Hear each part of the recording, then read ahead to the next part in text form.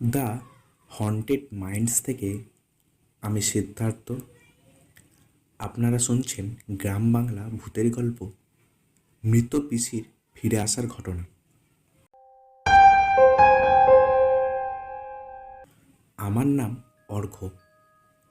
কলকাতার বুকে জন্ম, তবে ছেলেবেলা কেটেছে আমাদের বর্ধমানে পুরনো বাড়িতে। সেই বাড়িটা আজও আছে, তবে অনেক বছর বন্ধ। আর সেখানে ঘটেছিল এমন একটা ঘটনা যা আজও আমাকে ঘুমোতে দেয় না। আমার ছোট পিসির নাম ছিল মাধবীলতা, বাবার একমাত্র বোন। শৈশবে আমি উঁকি দিয়েছি, দেখেছি চোখের গভীর কালি, চুপচাপ থাকা এক মহিলা। কেউ বলতো তিনি কিছু করেন, মানে তন্ত্রবিদ্যা বা মাদুলি বানান। বাড়ির লোকেরা এসব নিয়ে মুখ খুলতো না, শুধু মা বলতেন পিসিমার ঘরের ধারে যাস না। 2014 সালের গরমে হঠাৎ খবর এলো পিসি মারা গেছেন। মৃত্যুর কারণ অস্পষ্ট। গ্রামে একা থাকতেন। মৃতদেহ পচে গন্ধ বেরোতেই লোক ডেকে খোঁজ নেওয়া হয়। তখনও আমি বুঝিনি মৃত্যুর এত বছর পরও তার ছায়া আমাদের জীবন ছায়াছন্ন করে তুলবে। 2023 সালে অক্টোবর। আমি তখন বেকার, সদ্য চাকরি খুইয়ে কলকাতা থেকে আবার বর্ধমানে ফিরে এসেছি কিছুদিনের জন্য। মা বাবা কেউ নেই, তাই পুরনো বাড়িতে একা থাকতেও তেমন সমস্যা হয়নি। একদিন বিকালে বাড়ির পুরনো আলমারি খুঁজতে গিয়ে একটা প্যাকেট পেলাম। তার মধ্যে ছিল কিছু হলদে কাগজ, পুরনো মাদুলি আর একটা চিঠি। আমার নামেই লেখা, কিন্তু লেখক পিসিমা। চিঠিতে লেখা ছিল, অর্ঘ্য, আমি জানি তুই একদিন ফিরে আসবি। আমার শেষ কাজটা অসমাপ্ত। বাড়ির পিছনে বাঁশঝাড়ে একটা পোঁতা আছে। তুই যদি সেটা খুঁজে না বের করিস, তবে আমার আত্মা শান্তি পাবে না। মনে রাখিস, পেছনে ফিরে তাকাস না। আমার রক্ত হিম হয়ে গেল। চিঠি নতুন ছিল না, কিন্তু লেখাটা টাটকা, যেন আজকেই লেখা হয়েছে। তখনও ভাবিনি এ শুধু চিঠি নয়, এ এক ডাক।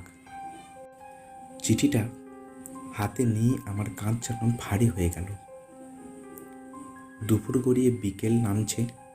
বাড়ির আশেপাশে নিস্তব্ধ, শুধু দূর থেকে কুকুরের ঘেউ ঘেউ আর পাখির কিচিরমিচির।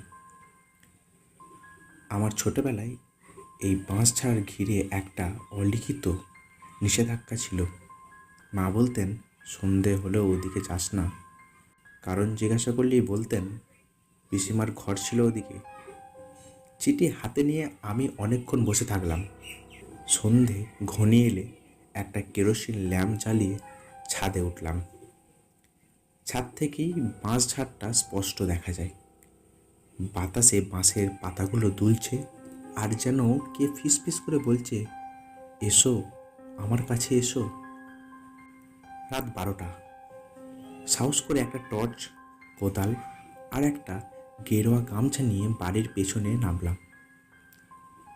বাঁশঝাড়ে ঢুকতেই কেমন একটা শীতল বাতাস লাগলো গায়ে। আশ্চর্য, অক্টোবরের শেষে এমন ঠান্ডা হওয়ার তো কথা নয়। টর্চের আলোয় খুঁজতে খুঁজতে একটা জায়গা এসে থামলাম। মাটি যেন একটু উঁচু। কোদাল চালাতেই কয়েক ইঞ্চি গভীরে শক্ত কিছুতে ঠেকল। একটু একটু করে মাটি সরিয়ে দেখি একটা লোহার বাক্স। বাক্সটা খুলতেই বুঝতে পারলাম এটা খালি নয়। খুলতেই আমার বুক ধক করে উঠল। ভিতরে একটা কঙ্কালের হাত, আর তার উপর বসানো আছে একটা তামার পেটিকা, আর গায়ে লেখা অপূর্ণ আত্মা। ঠিক তখনই পিছনে একটা ঠান্ডা নিঃশ্বাসের শব্দ। আমি পেছনে তাকালাম না। মনে পড়ল চিঠির কথা, পেছনে ফিরে তাকাস না। কিন্তু সেই মুহূর্তে একটা কণ্ঠ ভেসে এলো, তুই আমার ডাক শুনেছিস, এখন পালিয়ে লাভ নেই। পিসিমার ঘরের দরজা খুলল। সেখানে অর্ক ধীরে ধীরে বুঝতে শুরু করে শুধু এক আত্মা নয়, বরং একটি অভিশপ্ত সাধনার কেন্দ্রবিন্দুতে সে ঢুকে পড়েছে, যার শুরু পিসিমা কিন্তু শেষ সে নিজে। পেছনে সেই কণ্ঠস্বর যেন জমাট বাঁধা শীতল বাতাস। গলা শুকিয়ে এলো আমার। চোখ বন্ধ করে পেটিকটা হাতে নিয়ে বাড়ির দিকে দৌড়াতে শুরু করলাম। বাড়িতে ঢুকেই মূল দরজা বন্ধ করে দিলাম। বুক ধড়ফড় করছে, কিন্তু সেই কণ্ঠ যেন মাথার ভিতরে গুনগুন করে যাচ্ছে, তুই বক্সটা এনেছিস, এখন আমার দরজাটা খুলে দে। আমি জানতাম কোন ঘরের কথা বলছে। বাড়ির দক্ষিণ কোণের একটা ছোট ঘর, যেটা পিসিমার মৃত্যুর পর তালা মারা হয়েছিল। কেউ কখনো সেটা খোলেনি। ঘরের দেওয়ালে তামার লিপি, দরজায় লাল সুতো বেড়া। মা বলতেন ওটা পিসিমার তন্ত্র সাধনার ঘর। কিন্তু সেই দিন গভীর রাতে সেই ঘরের কাছে গিয়ে আমার কপালে ঘাম ছুটে গেল। তালা নিজে নিজে খুলে গিয়েছে। ঘরের দরজা খুলতেই নাকে এলো এক ভ্যাসকা গন্ধ, যেন পুরনো ধূপ, বেলপাতা আর পোড়া মোমবাতির গন্ধ একসাথে। ঘরের মাঝখানে এক বৃত্ত আঁকা, তার চারিদিকে মানুষের হাড়গোড় ছড়িয়ে। ঘরের মেঝেতে রাখা ছিল একটা আয়না, ধুলোয় ঢাকা, কিন্তু তার ভিতরে কেউ একজন তাকিয়ে আছে। আমি এক পা এগোতেই সেই মুখটা স্পষ্ট হলো। পিসিমা। চোখ জোড়া জ্বলছে, চুল নেই, আর ঠোঁটে অদ্ভুত হাসি। অর্ঘ্য, আমার শেষ কাজটা তুই করবি। তুই এখন আমার উত্তরসূরি, আমার নিযুক্ত। এই সাধনার পূর্ণতা তোর মধ্য দিয়েই হবে। আমি চেঁচিয়ে উঠলাম, আমি কিছুই করব না। পিসিমার চোখ জ্বলে উঠল রক্তের মতো অশ্রুতে। আয়নার ভিতর ঝড় উঠল, চারিদিকে বাতি নিভে গেল। আর ঠিক তখনই ঘরের কোণ থেকে উঠল এক ছায়ামূর্তি, মাথা নিচু, হাত দুটো অস্বাভাবিক লম্বা। যেখানে অর্ঘ্য বুঝতে পারবে সে শুধু একটি আত্মার খেলা নয়, বরং এক তান্ত্রিক বংশের অন্ধকার ইতিহাসে পা রেখেছে, যার শিকড় ছড়িয়ে আছে মৃত্যুর পরও। ঘরের বাতি নিভে গেছে। আয়নার উপর থেকে উঠে আসছে এক ছায়ামূর্তি। আমার গলা শুকিয়ে ওঠে। টর্চ ফেলেও দৌড়াতে পারিনি। পা যেন আটকে গেছে মেঝেতে। ছায়াটা চলাফেরা অস্বাভাবিক, হাঁটছে না, ভাসছে ধীরে ধীরে। তার মুখ নেই, শুধু একটা কোর মতো গভীর শূন্যতা, আর তাতে আটকে যাচ্ছে ঘরের আলো। ঠিক তখনই পেটিকার ঢাকনা খুলে গেল আপনাতেই। ভেতর থেকে বেরোলো একটা ছোট্ট কাঁচের পুঁথি আর তামার তাবিজ।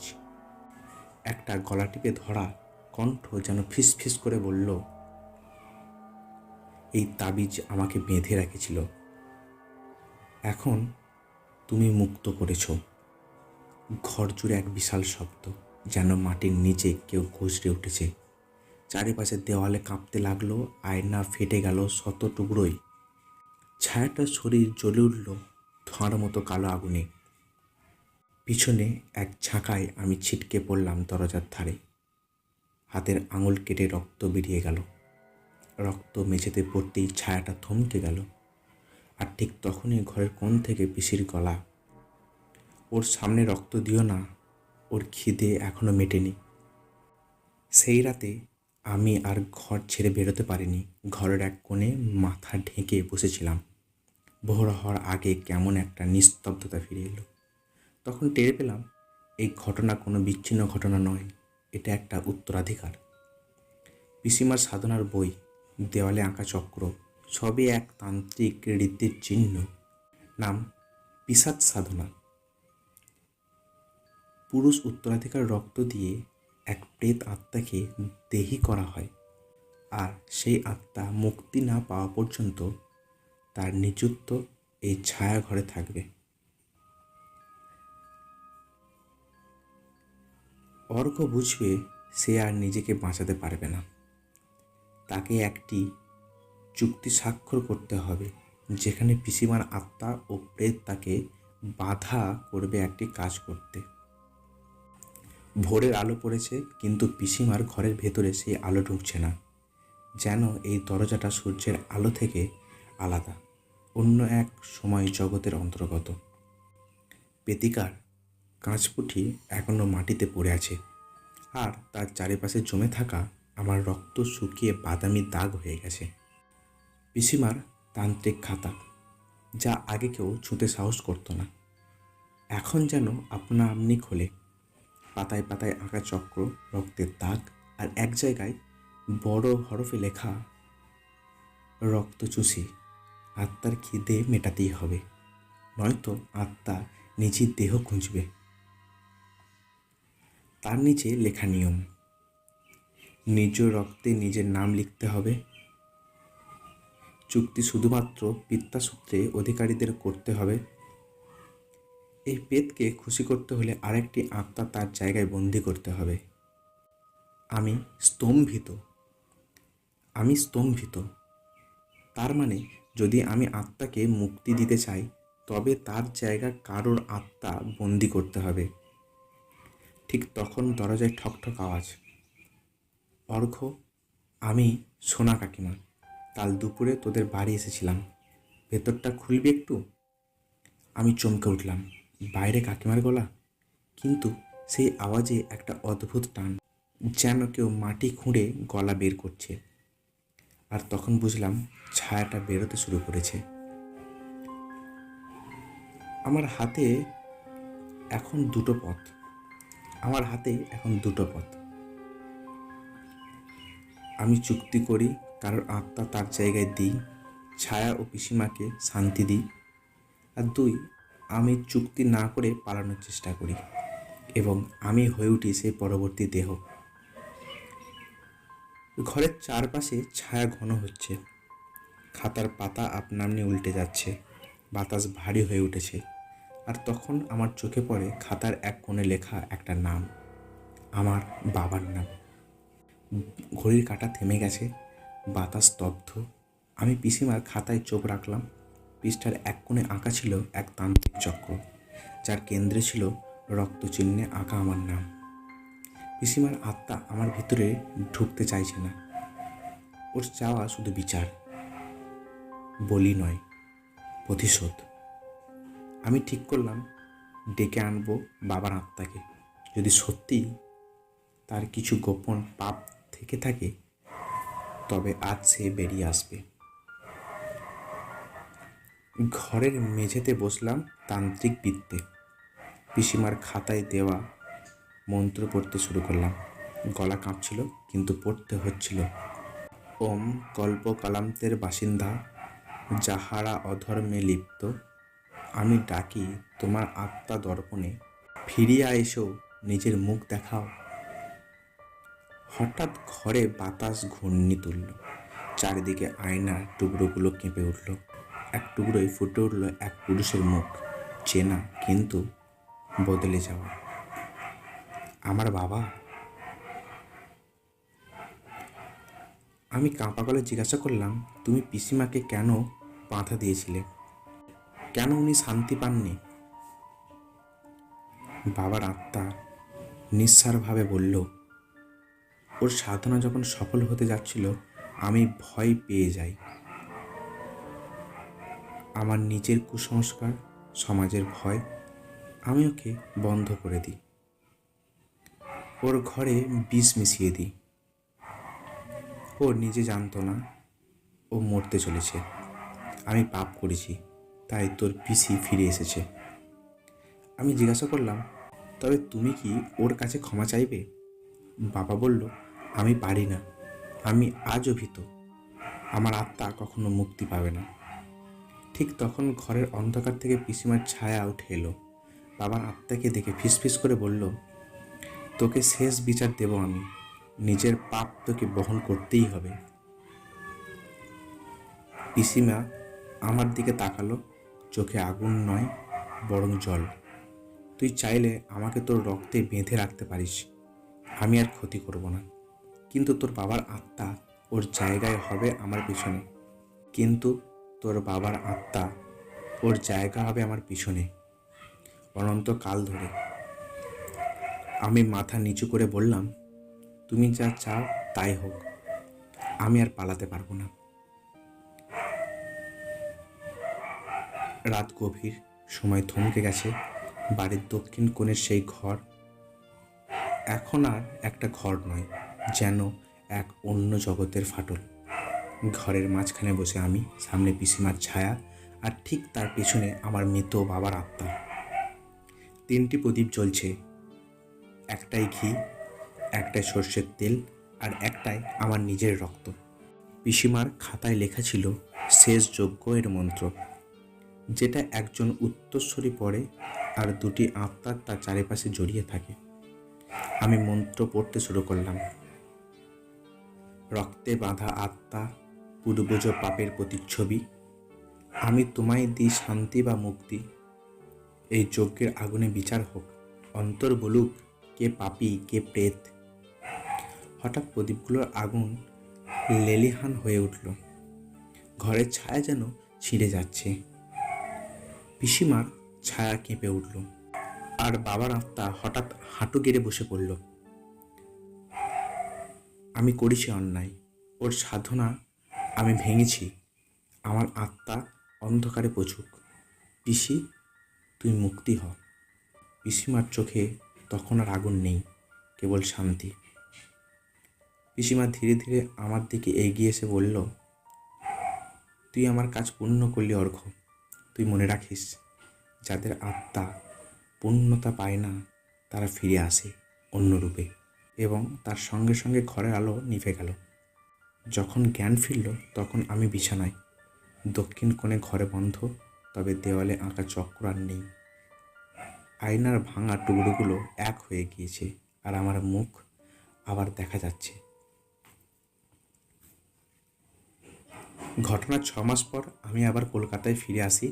জীবন স্বাভাবিক হলেও মাঝে মাঝে মধ্যরাতে এখনো কানে বাজে এক নারী কণ্ঠ, অর্ঘ্য, তোর রক্ত এখন আমার ছায়া। আমি জানি সব শেষ হয়নি, পিসিমা মুক্ত হলেও আমি এখন তার উত্তরসূরি। এই চক্র কোনোদিন পুরোপুরি ভাঙে না, শুধু পরবর্তী জনের অপেক্ষা করে। গল্পটি কেমন লাগলো অবশ্যই কমেন্ট করবেন। গল্পটি ভালো লাগলে একটা লাইক করবেন, আর যারা যারা এখনও আমার চ্যানেল সাবস্ক্রাইব করেননি তারা অবশ্যই চ্যানেলটি সাবস্ক্রাইব করবেন এবং পাশে থাকবেন।